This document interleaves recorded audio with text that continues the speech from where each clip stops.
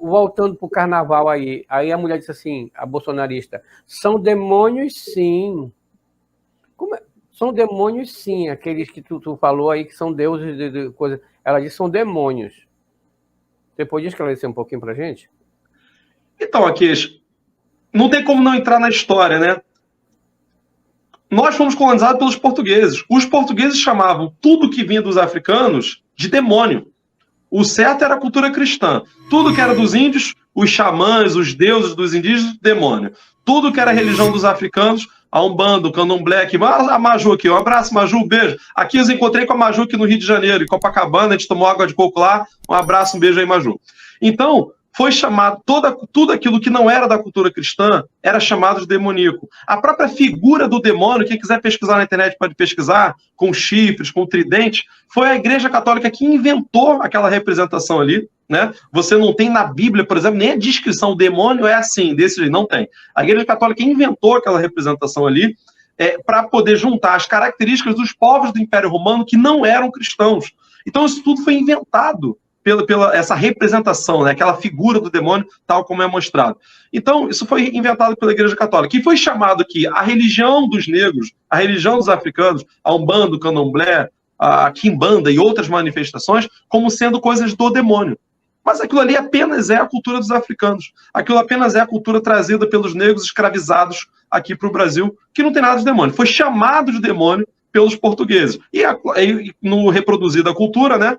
Até hoje, as pessoas desrespeitam as culturas de matriz africana. E esse pensamento que a gente acha que é só uma fala, é o que vai gerar os casos de intolerância religiosa que a gente vive no Brasil, que, na verdade, são casos de racismo religioso, como a gente está chamando, que é sempre a religião de origem africana, que é chamada de demoníaca.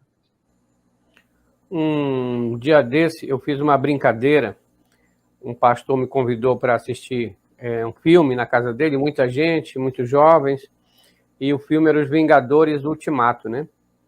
Aí quando a gente foi entrar, eu disse, pastor, eu não vou poder ficar. Por que? O que houve? Eu digo, porque vocês estão aí adorando espíritos do mal, demônios. Aí ele, o quê? Tá brincando. Aí todo mundo olhou para mim e disse, demônios. Vocês vão assistir Vingadores, é os demônios. O Loki é um espírito. O Thor é um deus, filho de Odin. Vocês não fazem isso? Vocês não veem isso? Porque se eu colocasse vocês para assistir aí o deus Exu, Xangô, sei lá o quê, eu duvido que vocês assistiam. Mas como o Thor e o Loki são brancos, aí vocês assistem de boa e ainda chamam ele de herói. Não é engraçado isso? Exatamente. Exatamente. Se a gente aqui no Brasil, a gente acha a mitologia grega uma coisa linda, né?